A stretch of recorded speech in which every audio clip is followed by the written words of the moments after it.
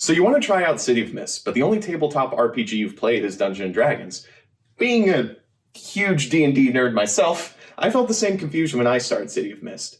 But one of the great things about the City of Mist TTRPG is how easy it is to learn. To help you get into the game, we'll be going over the main differences between D&D and COM.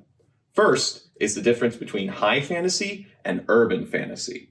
City of Mist is a cinematic modern fantasy RPG, which is a lot of descriptive words for fun mystery game with superpowers. While Dungeons & Dragons is about epic heroes going on grand adventures, City of Mist is about regular people who are caught up in a secret supernatural world. Magic is real, but it's hidden underneath the trappings of modern society. You never know if the guy sitting next to you at the bus stop is secretly a hobgoblin. Or worse. The game takes place in a noir city of murder mysteries and mythic secrets. Truth be told, if you've ever played a D&D session in either Baldur's Gate or Sharn, you should already get the vibe. I switched up those books. Oh well. The familiar setting of a modern urban landscape makes the moments of monsters and magic all the more memorable. Just don't expect your team of private investigators to plunge into a dungeon crawl. Difference number 2. Cinematics over tactics. Dungeons & Dragons is a TTRPG built around combat. While there's quite a bit of roleplay and exploration built into the mechanics, most of the abilities you gain are different ways to kill things and stay alive. In contrast, City of Mist is a game about mystery and balancing your character's regular life with their secret life. Your tavern is a detective's office, your quest giver is a scared citizen, and your adventure is figuring out just who killed the victim.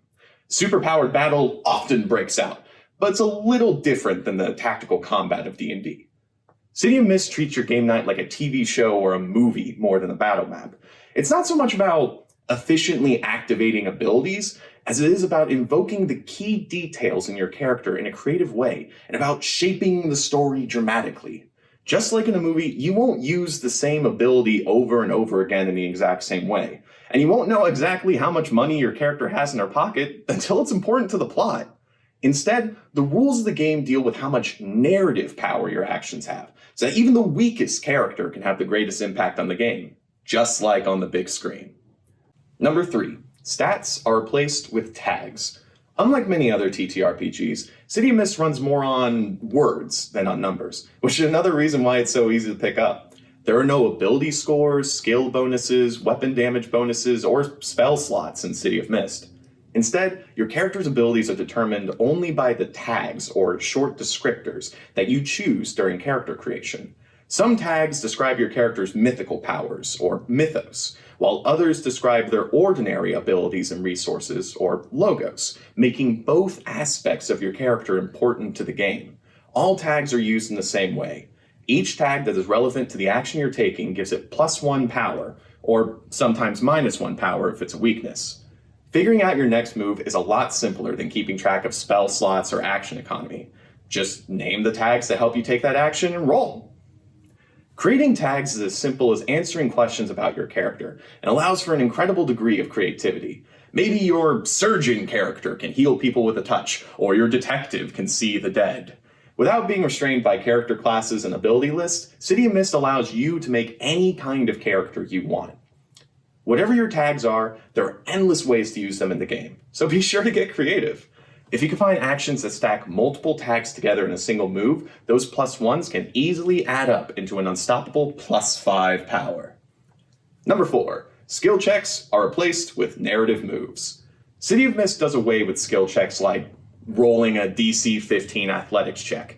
Instead, all players have access to a set of 8 narrative moves, such as face danger or investigate.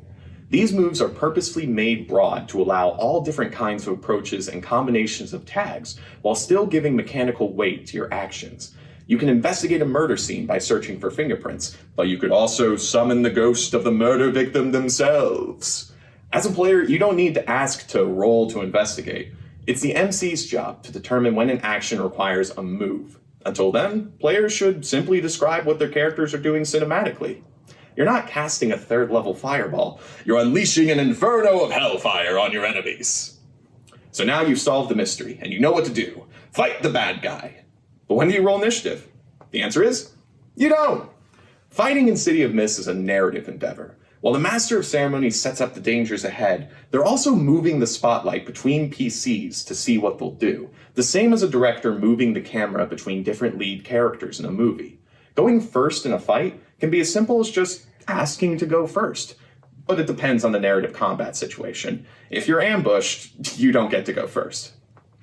As each character acts, the spotlight moves around the table to allow everyone a chance to change the narrative. This may seem a bit chaotic to those used to acting in a rolled order, but it really just gives scenes with combat the same free-form structure of scenes with roleplay or investigation. You don't roll initiative, you take the initiative. But health is tracked in a different way in City of Mist. In D&D, most of the time your goal is to drop the bad guy's hit points to 0 before your own hit points go to 0.